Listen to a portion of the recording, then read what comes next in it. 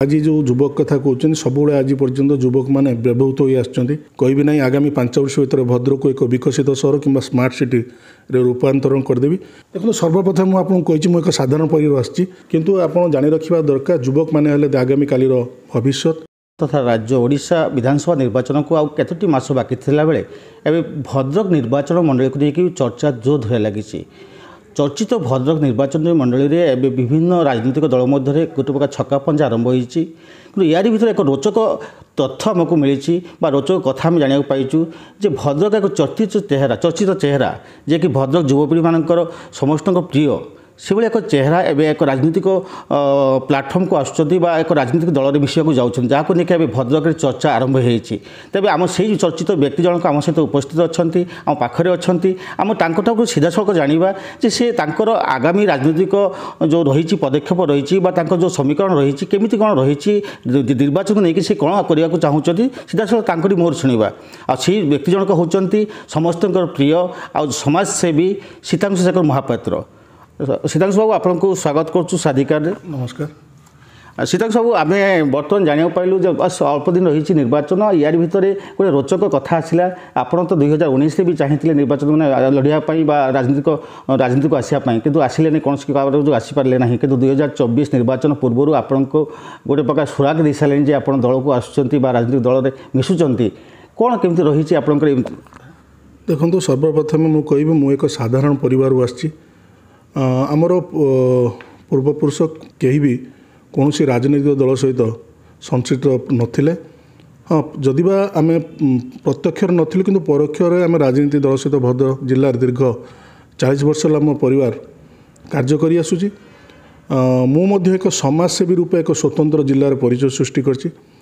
मु मनस्थ करी निर्वाचन सक्रिय राजनीति को आसबि ना किंतु भद्रक जो समस्या भद्रक जिले जो समस्या रही दीर्घ वर्ष वर्ष धरी आज भद्रक जिला जो अवहेलित हो रही से जो मान सहित मोर जो मान सहित संपर्क अच्छी जो मैंने मोर शुभेच्छु समर्थक किसी बुद्धिजीवी से मत समर्थन कले और मत कहले आपड़ सक्रिय राजनीति को आसिले भद्रक जो दीर्घ दिन धरी जो समस्या सब लगी रही ता समाधान हम से भावी चिंती निष्पत्ति नेली मुझे एक जातीय दल को चयन करछि खूब शीघ्र मुझे दल में मिसबी तापर जिलापाई कार्य करी। जो आम जाचु आप दीर्घ दिन गोटे सामाजिक संगठन सहित जड़ित अच्छा समाज सेवा भी करके साधारण लोक पाखे पहुँचते विपद आपद बेले पाखे छिड़ा होती ये स्थान आप समस्ते जानते आपन को जो आप सेवा कार्य को लेकिन तो यही समय आप राजनीति को आसवा कहीं भाविले राजनीति को गले कौन हम बोली। देखो राजनीति आउ सेवा मो मतरे दुईटी अलग नाम हो पारे किंतु काम समान। सेवा आम जो सामाजिक संगठन रूपे आम कार्य करुँ आम पाखे मंच आउ अर्थ सीमित जदि सेटा राजनीति में आम आसू से मंच बड़ पाइबा आम एवं अर्थ बाधक साजिब ना लोक मानकर समस्या आज भी आम काम करुँ समाजसेवी हिसाब से काली जो आम कौन दल में प्रतिनिधित्व करूँ से लोकों समस्या को किपरि राज्य सरकार कहतु कि केंद्र सरकार निकट में पहुँचवा हूँ सर्वप्रथम एक राजनेतार कर्तव्य। मैं देखा जाऊँ गोटे युवगोष्ठी गोटे बड़ युवगोष्ठी आपन को चाहते आप निर्वाचन को आसतु निर्वाचन लड़तु आप जनप्रतिनिधि हूँ ये भद्रक किसी करूँ बता आप जातीय दल सहित कहते आम जापार आप जातीय दल क्या कहते जदि भी कौन राजनीतिक दल को आसुँच बहुत शीघ्र आप मिसाक जाऊँच तो आप जो आगामी निर्वाचन आसूँ 2024 निर्वाचन में आप से निर्वाचन लड़े कि ना नहीं। देखो युवक मैंने आज जो युवक कथा कहते सब आज पर्यटन युवक मैंने व्यवहृत हो आसुँच राजनीति क्षेत्र में कहतु कि आप सामाजिक क्षेत्र में कहतु युवक मैंने केवल जिंदाबाद ही पकई युवक मानू केवल सुजोग मिले ना किंतु आप जानी रखा दरकार युवक मैंने आगामी कालीर भविष्य युवक मानू सुजोग मिलले निश्चिंत समाज आगेब समाज आगे निश्चित देश आगू जीव। तो आप जो कहते मत जदि राजनीति में मत जदि दल जदि भाव उपयुक्त प्रार्थी मुझे दलर जो विचारधारा उपर जदि छिड़ा हो पारि दल जदि मत उपयुक्त प्रार्थी भाव चयन करे ताल निश्चित मुझे निर्वाचन लड़बी। टे कहे कि आप दर्शक कहे कि आप कौ दल को कहीं आप एमती गोटे चेहरा एमती गोटे चर्चित व्यक्ति जहाँ को लेकिन बहुत लोक आशा रखी आप गोटे दल को जी निर्वाचन लड़े तो बर्तमान लोक चाहते आप कौ दल को जाऊँच ଦେଖନ୍ତୁ ମୋର ଯିଏ ଶୀର୍ଷ ନେତୃତ୍ୱ ଅଛନ୍ତି ଯେପର୍ଯ୍ୟନ୍ତ ମୁଁ ଦଳରେ ସାମିଲ ହୋଇନାହିଁ ମୋତେ ସେମାନଙ୍କର ଇନଷ୍ଟ୍ରକ୍ସନ୍ ଅଛି ଦଳ ନାଁ ଘୋଷଣା କରିପାରିବି ଯେଉଁଦିନ ମୁଁ ଦଳରେ ମିଶିବି ସର୍ବପ୍ରଥମେ ଆପଣ ଚ୍ୟାନେଲକୁ ଡାକିକି ମୁଁ ଦଳରେ ମିଶିବା ପୂର୍ବରୁ ଆପଣଙ୍କୁ କହିସାରିଲା ପରେ ମୁଁ ଦଳରେ ମିଶିବି।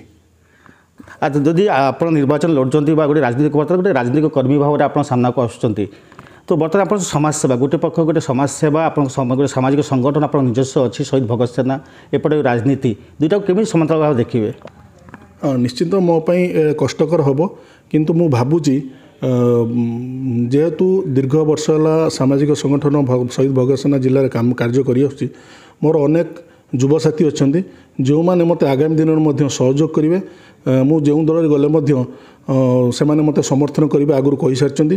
ସଂଗଠନ କାର୍ଯ୍ୟ କରିବ ଏବଂ ଦଳ ମୋତେ ଯେଉଁ ଦାୟିତ୍ୱ ଦେବ ତାହା ବି ମଧ୍ୟ ମୁଁ ସୁଚାରୁ ରୂପେ ସମ୍ପାଦନ କରିପାରିବି ବୋଲି ଆଶା ରଖିଛି।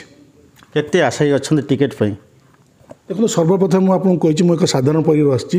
ମୁଁ ଯେଉଁ ଦଳରେ ମିଶିବି କର୍ମୀଟେ ହିସାବରେ ସାଧାରଣ କର୍ମୀଟେ ହିସାବରେ ମିଶିବି।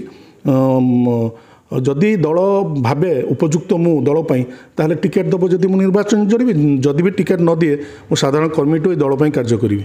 ଯଦି ଆମେ ଦେଖିବା ଗୋଟେ ସମ୍ଭାବନା ଦେଖିବା ଯଦି ଆପଣ ନିର୍ବାଚନ ଲଢ଼ୁଛନ୍ତି ଆଉ ଜିତିକି ବି ଆସୁଛନ୍ତି ଭଦ୍ରକ ଏମିତି କ'ଣ ସମସ୍ୟା ରହିଛି ଯେଉଁ ସମସ୍ୟାକୁ ନେଇକି ଆପଣ ନିର୍ବାଚନ ମଇଦାନକୁ ଆସିବେ ବା ଗୋଟେ ରାଜନୈତିକ ପ୍ଲାଟଫର୍ମକୁ ଆସିବେ ଯେ ଭଦ୍ରକ କ'ଣ ସମସ୍ୟା ସବୁ ରହିଛି? ଦେଖନ୍ତୁ ସମସ୍ୟା ତ ଅନେକ ଅଛି। ମିଥ୍ୟା ପ୍ରତିଶ୍ରୁତି ଦେବି ନାହିଁ କି ମୁଁ କହିବି ନାହିଁ ଆଗାମୀ 5 ବର୍ଷ ଭିତରେ ଭଦ୍ରକକୁ ଏକ ବିକଶିତ ସହର କିମ୍ବା ସ୍ମାର୍ଟ ସିଟିରେ ରୂପାନ୍ତରଣ କରିଦେବି। କିନ୍ତୁ ମୌଳିକ ସମସ୍ୟା ଯେଉଁଗୁଡ଼ିକ ଅଛି ଯେଉଁ ପାଇଁ ଆଜି ଲୋକମାନେ ଦିନ ରାତି ହଇରାଣ ହେଉଛନ୍ତି ସାଧାରଣ ଲୋକଟିଏ ଜନପ୍ରତିନିଧି ପାଖରେ ପହଞ୍ଚି ପାରୁନାହିଁ ତା'ର ଯେଉଁ ମୌଳିକ ସମସ୍ୟା ସେ ପ୍ରକାଶ କରିପାରୁନାହିଁ। ସର୍ବପ୍ରଥମେ ମୋର କାର୍ଯ୍ୟ ରହିବ ମୋ ନିର୍ବାଚନ ମଣ୍ଡଳୀରେ ଯଦି ମୁଁ ପ୍ରତ୍ୟେକ ଘରେ ପ୍ରତ୍ୟେକ ଭଦ୍ରକବାସୀଙ୍କ ହୃଦୟକୁ ଜିଣିବି କିପରି ତାଙ୍କର ଯେଉଁ ସମସ୍ୟା ଅଛି ତାକୁ କେମିତି ଆମର ଯେଉଁ ଶୀର୍ଷ ନେତୃତ୍ୱରେ ତାଙ୍କ କତିରେ କିପରି ପହଞ୍ଚାଇ ତାକୁ କେମିତି ସମାଧାନ କରିବି ସେଇଟା ମୋର ମୂଳ କାର୍ଯ୍ୟ ରହିବ। ରାଜନୀତିକୁ ଆସିବା ଏତେ ଦିନ ପର୍ଯ୍ୟନ୍ତ ଆପଣ ରାଜନୀତି ନଥିଲେ ଏବେ ରାଜନୀତିକୁ ଆସୁଛନ୍ତି ଗୋଟେ ସାଧାରଣ ବ୍ୟକ୍ତି ବା ସମାଜସେବୀ ଭାବରେ ପରିଚିତ ଥିଲେ ଏବେ ରାଜନୈତିକ କର୍ମୀ ଭାବରେ ବା ରାଜନୀତି ନେତା ଭାବରେ ପରିଚିତ ହେବେ କେମିତି ଲାଗୁଛି ଆପଣଙ୍କୁ? ଦେଖନ୍ତୁ ଏଇଟା ଗୋଟେ ନିଶ୍ଚିତ ବଡ଼ ଚ୍ୟାଲେଞ୍ଜ ହେବ ମୋ ପାଇଁ କିନ୍ତୁ ଭଦ୍ରକବାସୀଙ୍କର ଯେଉଁ ଭଲ ପାଇବା ଯୁବକମାନଙ୍କର ଯେଉଁ ଶ୍ରଦ୍ଧା ମୋ ପ୍ରତି ରହିଛି ମୁଁ ଭାବୁଛି ମୋତେ ଏଇ କାର୍ଯ୍ୟ କରିବା ପାଇଁ ଆହୁରି ପ୍ରେରଣା ଯୋଗାଇବ। ତେବେ ଆପଣ ଶୁଣୁଥିଲେ ଶୀତାଂଶୁ ଶେଖର ମହାପାତ୍ରଙ୍କ ସିଧା ମୁହଁରୁ ଶୁଣୁଥିଲେ ସେ କେମିତି ଆଗାମୀ ରାଜନୀତି ପାଇଁ କ'ଣ ପ୍ଲାନ୍ କରୁଛନ୍ତି କ'ଣ ଷ୍ଟ୍ରାଟେଜି ତାଙ୍କର ରହିଛି ଭଦ୍ରକ ନିର୍ବାଚନ ମଣ୍ଡଳୀ ପାଇଁ କ'ଣ କରିବାକୁ ଚାହୁଁଛନ୍ତି। ତେବେ ସେ ସିଧାସିଧା ଖୋଲାଖୋଲି କହିନାହାନ୍ତି କେଉଁ ଦଳକୁ ଯାଉଛନ୍ତି ବା ଟିକେଟ୍ ପାଇଁ ଆଶାୟୀ ଅଛନ୍ତି। ତେବେ ଯାହା ଆମେ ଜାଣିଛୁ ଯେଉଁ ଚର୍ଚ୍ଚା ଚାଲିଛି ଭଦ୍ରକ ନିର୍ବାଚନ ମଣ୍ଡଳୀରେ ଶୀତାଂଶୁ ଶେଖର ମହାପାତ୍ରକୁ ନେଇକି ଆଗାମୀ 2024 ସାଧାରଣ ନିର୍ବାଚନରେ ଭଦ୍ରକ ନିର୍ବାଚନ ମଣ୍ଡଳୀ ନିଶ୍ଚୟ ଭାବରେ ଏକ ନୂତନ ସମୀକରଣ ସୃଷ୍ଟି ହେବ ଏଥିରେ କୌଣସି ସନ୍ଦେହ ନାହିଁ। ଭଦ୍ରକରୁ ସଞ୍ଜୟ ଦାସ ସ୍ୱାଧିକାର ନ୍ୟୁଜ୍।